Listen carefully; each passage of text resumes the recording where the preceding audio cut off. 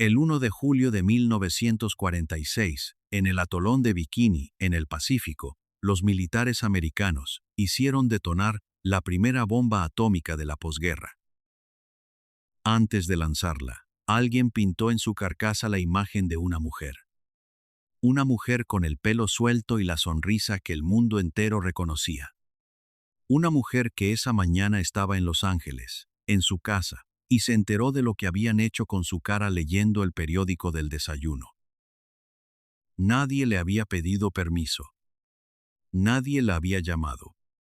Nadie había considerado necesario consultar con la mujer cuya imagen iban a pegar en el arma más destructiva que el ser humano había construido nunca. Ella lo vio en el periódico como lo vio el resto del mundo.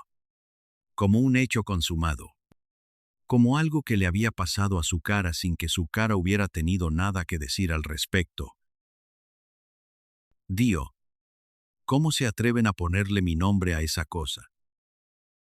Nadie respondió. Nadie tenía que responder. Llevaba décadas siendo propiedad de otros, y ese era solo el ejemplo más visible, el más imposible de ignorar, el único que quedó grabado en la historia, porque hubo un fotógrafo que inmortalizó la imagen de la bomba antes de que cayera. El resto de las apropiaciones no tenían fotógrafo.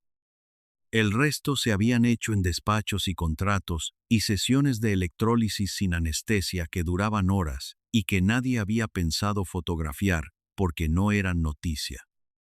Eran simplemente el precio de existir en Hollywood con el nombre equivocado y la cara equivocada y el pelo demasiado oscuro y la línea capilar demasiado baja para lo que el sistema necesitaba. Rita Hayworth no existía. Eso es lo primero que hay que decir. Eso es lo que la historia oficial lleva décadas sepultando bajo capas de glamour y fotografías en blanco y negro, y la escena del guante en Hilda, que todo el mundo ha visto, aunque no sepa exactamente de qué película es. Rita Hayworth era una invención. Una construcción deliberada de una industria que tomó a una niña española llamada Margarita Carmen Cansino, le borró el nombre, le cambió el pelo, le modificó la cara con un procedimiento doloroso y repetido durante más de un año, y la convirtió en el símbolo sexual más reproducido del siglo XX. Nunca le pidieron permiso para construirla. Nunca le pidieron perdón por destruirla. Y cuando el Alzheimer llegó y se llevó lo que quedaba, el mundo que la había creado miró hacia otro lado y la llamó borracha. Antes de que termine este video vas a descubrir por qué los médicos que debían cuidarla la abandonaron creyendo que era una alcohólica, cuando en realidad tenía una enfermedad neurológica que nadie sabía ver. Quédate. Lo que está en juego en esta historia no es solo la vida de una mujer. Es la pregunta de qué le debe el mundo a las personas que construye para su propio uso. Si hay algún límite, si hay algún punto en que apropiarse de un cuerpo, de un nombre, de una cara, de una identidad entera, deja de llamarse industria del entretenimiento y empieza a llamarse con otro nombre. Margarita Cansino fue la mujer más fotografiada del siglo XX. Fue la imagen que los soldados americanos llevaban en los bolsillos durante la Segunda Guerra Mundial. Fue el rostro que pintaron en una bomba atómica. Y murió en 1987, en un apartamento de Nueva York, sin saber quién era, sin reconocer a su propia hija, sin que ninguno de los hombres que habían construido su leyenda estuviera presente para ver lo que habían dejado detrás. Pero para entender cómo la mujer más fotografiada del mundo acabó muriendo sin reconocer a su propia hija, hay que volver al principio. En este video, vas a descubrir 6 verdades sobre Rita Hayworth que los documentales oficiales decidieron enterrar. 6 verdades sobre lo que le hicieron, quiénes lo hicieron y lo que su hija construyó sobre las ruinas de lo que le dejaron. Te avisaré cuando llegue cada una. Margarita Carmen Cansino Nació el 17 de octubre de 1918 en Brooklyn, Nueva York. Su padre era Eduardo Cansino, un bailarín flamenco de Sevilla, que había llegado a América con el talento de los Cansino, una familia con generaciones de bailarines que actuaban en los teatros más importantes de España y que en América había encontrado un circuito de cabarets y clubes nocturnos donde ese talento valía bastante menos, pero seguía siendo suficiente para vivir. Su madre, Volga Haworth, era una bailarina americana de origen irlandés que había conocido a Eduardo en el circuito de vaudeville y que le había dado 3 hijos y una vida que se movía constantemente entre actuaciones, viajes y la inestabilidad económica que acompañaba a los artistas de segunda fila en los años 20. Margarita era la del medio, la que más se parecía a su padre, la que había heredado los pómulos y los ojos y esa manera de moverse que los Cansino habían perfeccionado durante generaciones, y que en Margarita aparecía de forma tan natural, tan sin esfuerzo aparente, que Eduardo la empezó a notar cuando su hija tenía 8 años, y ya era demasiado evidente que la niña bailaba distinto. Que la niña tenía algo que no se enseña. A los 12 años, Margarita Cansino actuaba con su padre. No en los grandes teatros de Broadway, en los clubes nocturnos de Tijuana, en los cabarets de la frontera, donde los hombres cruzaban desde California para ver espectáculos que Los Ángeles no permitía con esa misma explicitación.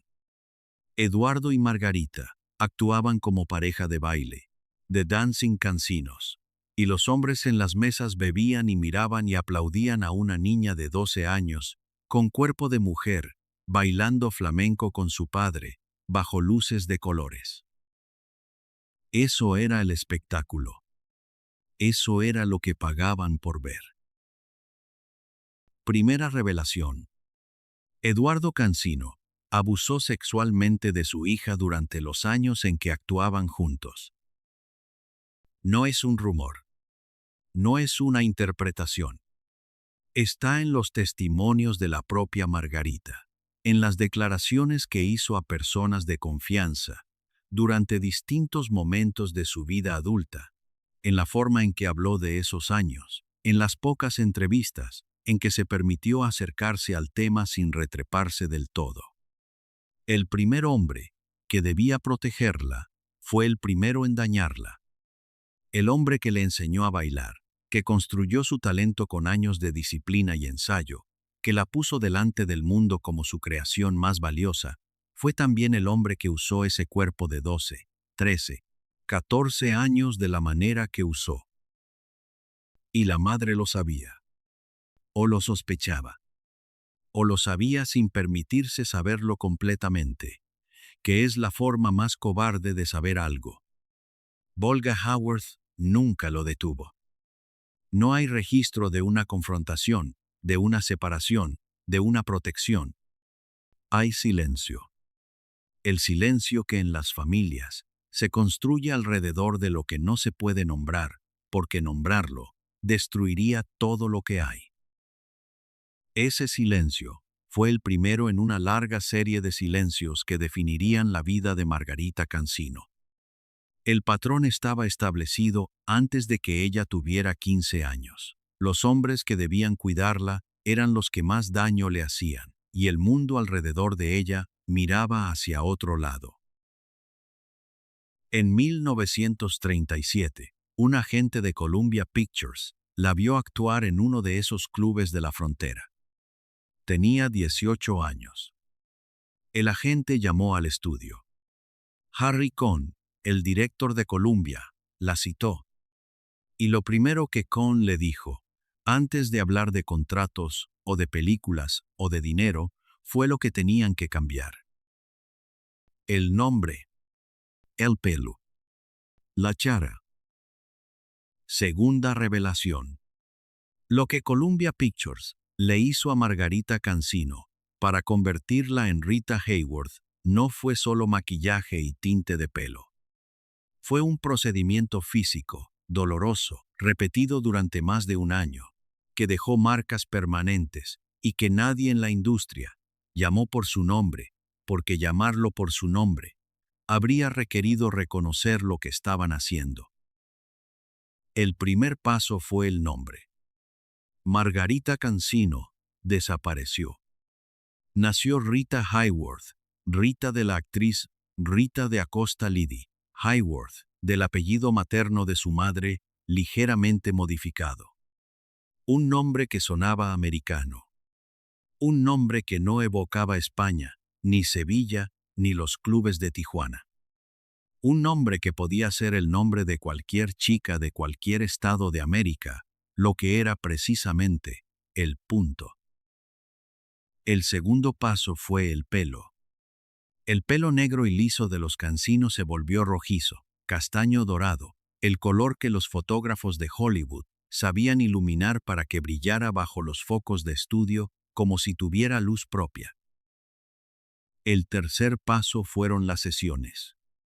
La línea capilar de Margarita Cansino era baja, como es frecuente en mujeres de origen mediterráneo, y Harry Cohn consideró que esa línea capilar hacía que pareciera demasiado española, demasiado étnica, demasiado distinta de lo que el público americano de los años 40 encontraba deseable. La solución fue la electrólisis. Sesión tras sesión, semana tras semana, durante más de un año, una aguja recorrió la frente de Margarita Cansino, destruyendo folículo por folículo la raíz del pelo en la zona que Cohn quería despejada. Sin anestesia. La electrólisis de esa época se hacía sin anestesia, porque nadie había considerado necesario hacerla cómoda. Cada sesión duraba horas. Margarita llegaba, se sentaba, y durante horas, la aguja hacía su trabajo, mientras ella no podía moverse para no desplazar el punto de tratamiento. Y luego se levantaba, salía del estudio de Columbia, y volvía a ensayar para la siguiente película. ¿Cómo se llama lo que le hicieron cambiarle el nombre, la cara, el pelo, la identidad si no es borrar a una persona?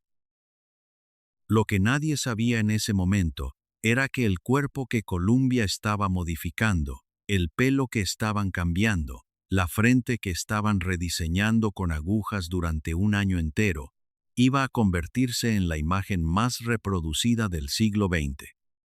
Que esa mujer construida pieza por pieza en los despachos de Harry Cohn iba a aparecer en las portadas de Life, en los dormitorios de los soldados americanos en Europa y el Pacífico, en carteles en 3 continentes y, finalmente, pintada en el costado de una bomba atómica en el atolón de Bikini. Pero antes de llegar a 1946, hay que hablar de 1941. Porque 1941 fue el año en que la invención de Columbia Pictures adquirió una dimensión que ni el propio Harry Cohn había calculado del todo. La foto en Life Magazine se publicó en agosto de 1941. Rita Hayworth arrodillada en una cama, con un camisón de encaje, mirando directamente a la cámara, con una expresión que mezclaba confianza y vulnerabilidad de una manera que el fotógrafo Bob Landry captó y que los editores de Life eligieron para la portada con la intuición de «quién sabe qué ha encontrado algo que va a durar». Esa foto se convirtió en la imagen más reproducida de la Segunda Guerra Mundial. Los soldados americanos la arrancaban de la revista y la pegaban en las paredes de los barracones, en el interior de las taquillas, en el reverso de las fotografías de sus novias, como si esa imagen de una mujer en una habitación de hotel pudiera proteger de algo o recordar que había un mundo al que valía la pena volver. Y en 1946 llegó Hilda. La escena del guante dura 2 minutos y 16 segundos. Rita Hayworth entra en plano, canta Put the Blame on Me. Se quita lentamente un guante largo de satén negro y lo lanza al público con una sonrisa que contiene exactamente la mezcla justa de burla y desafío. No hay desnudez. No hay nada que en un plano objetivo justifique la reacción que esa escena produjo en el mundo. Hay algo más difícil de definir y más difícil de reproducir: una mujer que en ese momento, en ese plano, parecía completamente libre, completamente dueña de sí misma.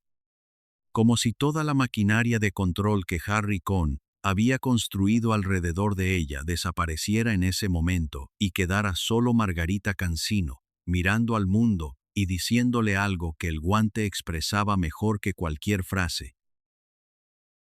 Fue la película más taquillera de 1946. Fue el nacimiento definitivo del mito.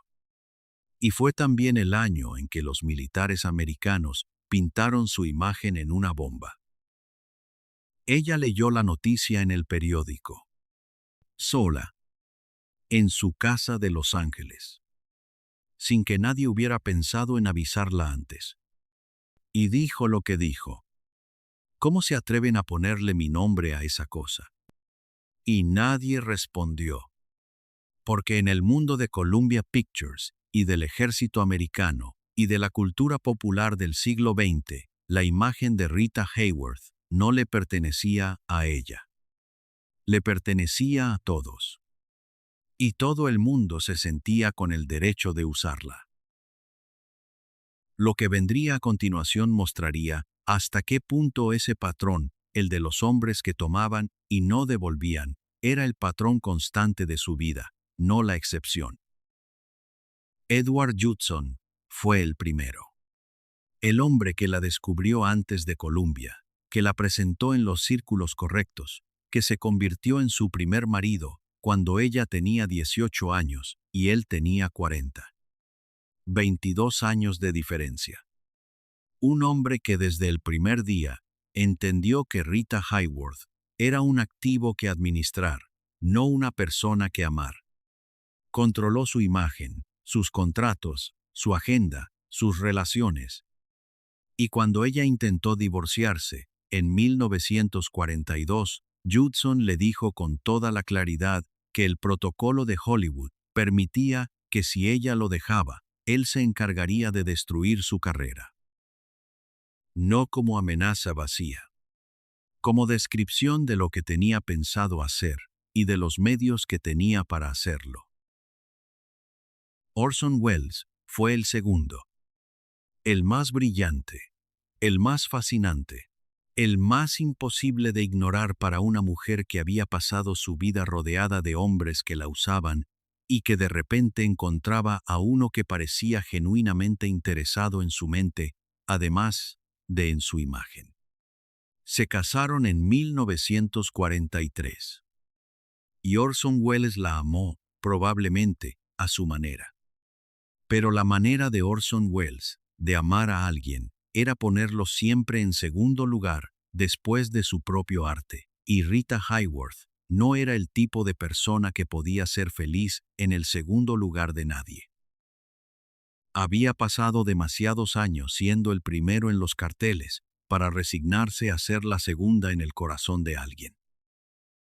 Para La Dama de Shanghái, la película de 1947, que Welles dirigió con Rita como protagonista, tomó una decisión que Harry Cohn consideró una declaración de guerra.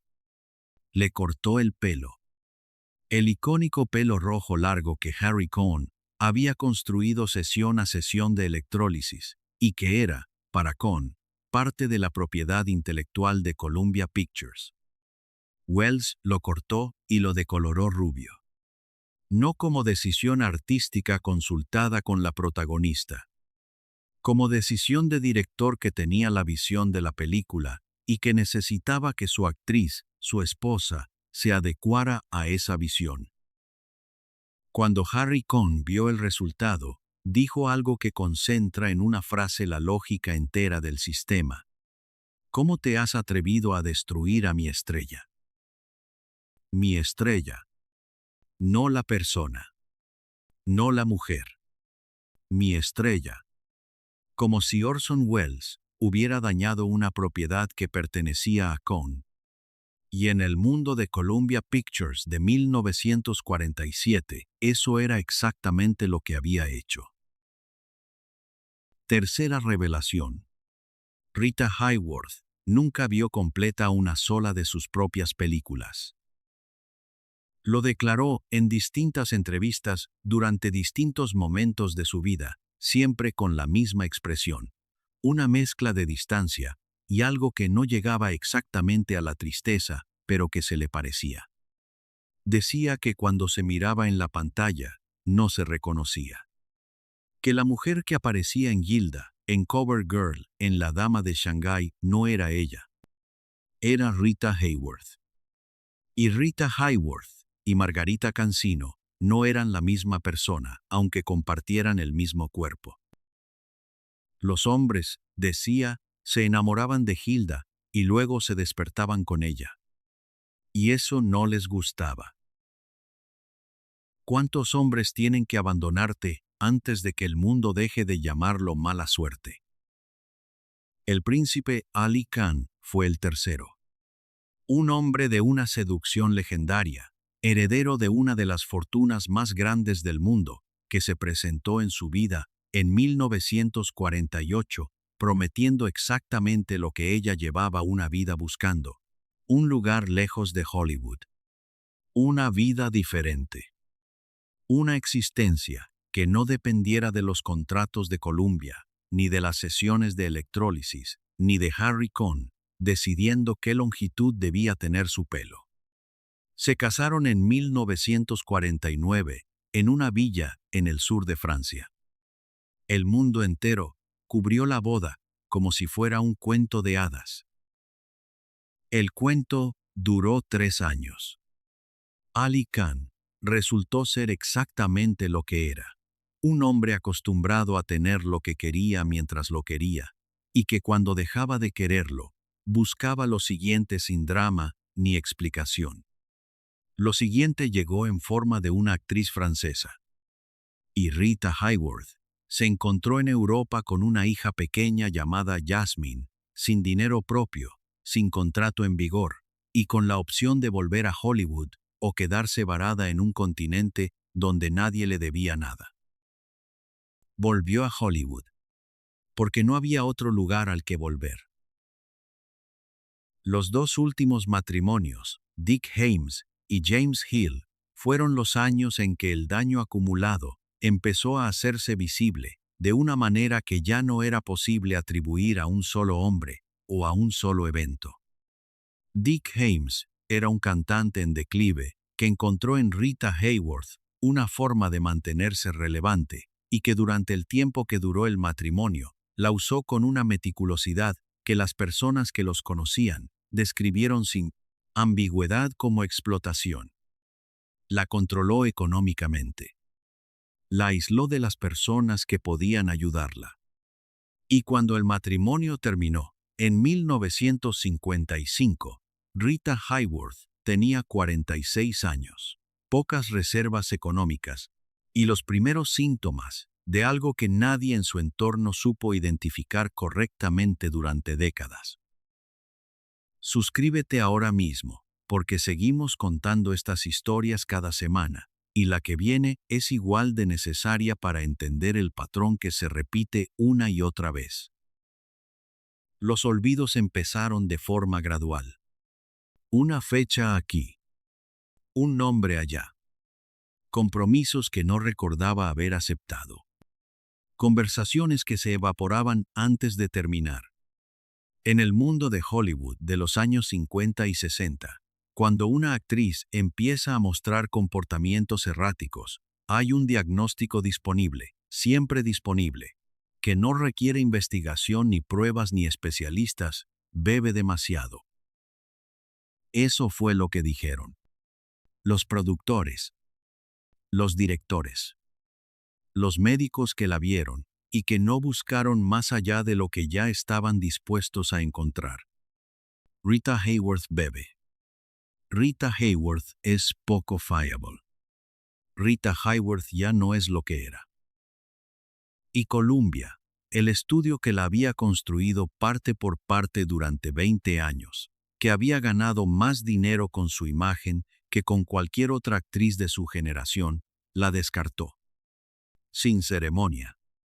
Sin reconocimiento de lo que habían hecho con ella. Con la misma eficiencia administrativa con que se rescinde cualquier contrato que ha dejado de ser rentable.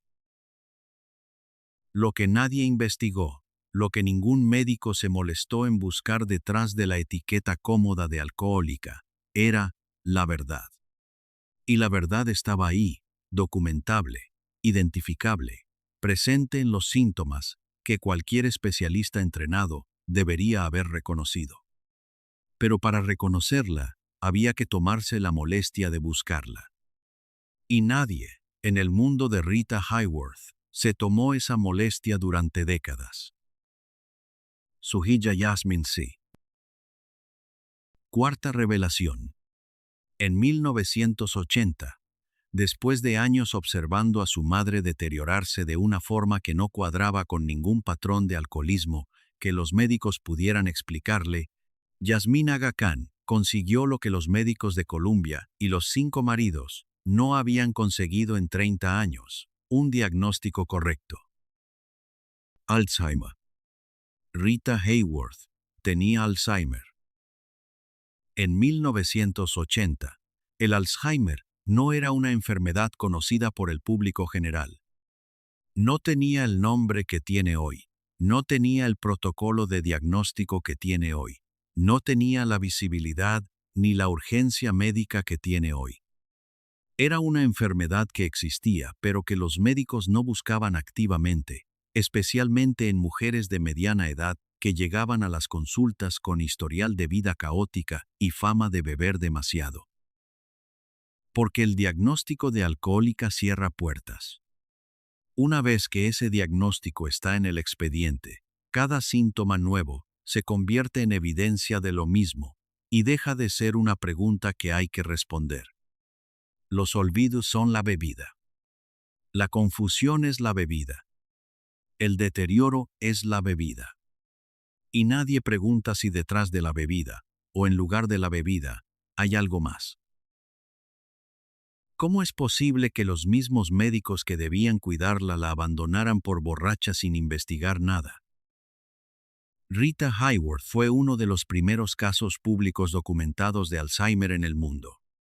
Cuando Yasmine hizo público el diagnóstico, cuando lo convirtió en una declaración que los medios de comunicación de todo el mundo recogieron, el efecto fue inmediato. Por primera vez, la enfermedad tuvo un nombre que el mundo reconocía. Un rostro que el mundo recordaba. La imagen de Hilda, la imagen de la portada de Life, la imagen pintada en la bomba atómica, conectada ahora a una enfermedad que millones de familias en el mundo estaban viviendo en silencio sin saber cómo nombrarla. Los últimos años de Rita Hayworth los pasó en un apartamento de Nueva York bajo el cuidado constante de Yasmine. No reconocía a las enfermeras. No reconocía a las pocas personas que seguían visitándola. En los momentos más oscuros, no reconocía a su propia hija. Había días en que miraba a Yasmine con la expresión de quien mira a una desconocida amable y espera a que le expliquen quién es y qué hace en esa habitación. Yasmine se quedaba. Yasmine siempre se quedaba. El 14 de mayo de 1987, Rita Hayworth murió en ese apartamento de Nueva York. Tenía 68 años. Murió. Sin saber quién era. Sin reconocer a su hija. Sin recordar a Gilda ni a Orson Welles, ni al príncipe Ali Khan, ni a Harry Cohn, ni a las sesiones de electrólisis, ni a la portada de Life, ni a la bomba en el atolón de Bikini. Sin recordar a Margarita Cancino, la niña española de Brooklyn, que bailaba flamenco con su padre en los clubes de Tijuana, y que el mundo había enterrado bajo capas de tinte y agujas y contratos firmados por otros. Los hombres que habían tomado decisiones sobre su vida habían muerto antes que ella o estaban demasiado lejos para importar. Harry Cohn había muerto en 1958. Eduardo Cancino, su padre, había muerto en 1974. Orson Welles moriría en 1985, 2 años antes que Rita, en Los Ángeles, en su propia casa, rodeado de sus propias memorias intactas.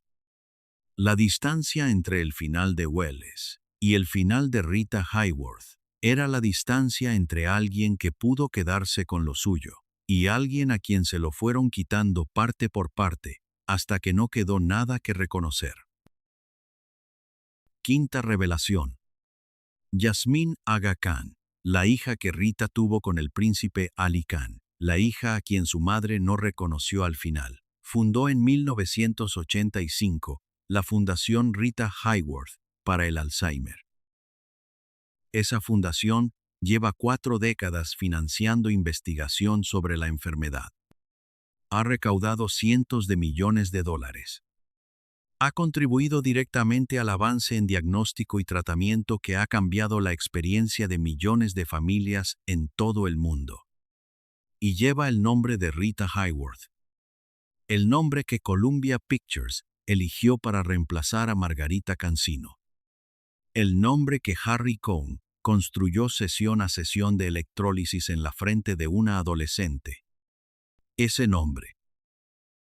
El nombre que la industria inventó para sus propios propósitos terminó siendo el nombre que ayudó a curar una enfermedad. Hay algo en ese detalle que la historia oficial no sabe muy bien cómo clasificar, y quizás eso es exactamente lo que lo hace importante. Antes de que te vayas, hay una historia en este canal que conecta directamente con lo que acabas de escuchar. Otra mujer. Otra industria. Otro nombre borrado y sustituido por lo que el sistema necesitaba que fuera. El enlace está aquí arriba. Sexta revelación, y la última. Gilda es eterna. Esa escena de 2 minutos y 16 segundos en que Rita Hayworth se quita el guante y mira a la cámara como si el mundo entero le debiera una explicación, sigue siendo hoy una de las imágenes más reconocibles de la historia del cine. La han reproducido, homenajeado, parodiado, analizado en miles de artículos académicos, colocado en listas de los mejores momentos del cine de todos los tiempos. El sistema de estudios que la produjo desapareció hace décadas. Los contratos que ataban a actores como propiedades del estudio se volvieron ilegales. Las sesiones de electrólisis sin consentimiento informado son impensables hoy en cualquier contexto médico o industrial. Harry Cohn es una nota al pie en la historia de Hollywood, recordado principalmente como el paradigma del productor abusivo que el sistema de la época permitía ser.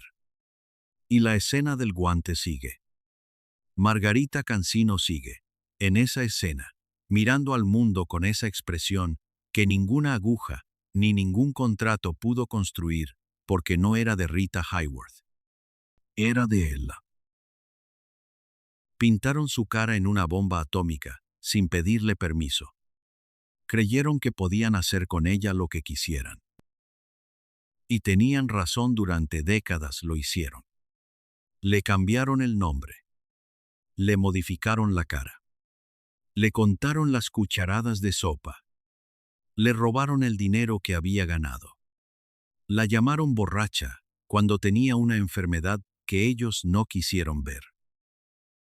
Pero Margarita Cancino, la niña española de Brooklyn que Eduardo Cancino subió a un escenario a los 12 años sin pedirle permiso, la misma niña que Hollywood enterró bajo capas de tinte y agujas y contratos firmados por otros, dejó algo que ninguna bomba puede destruir.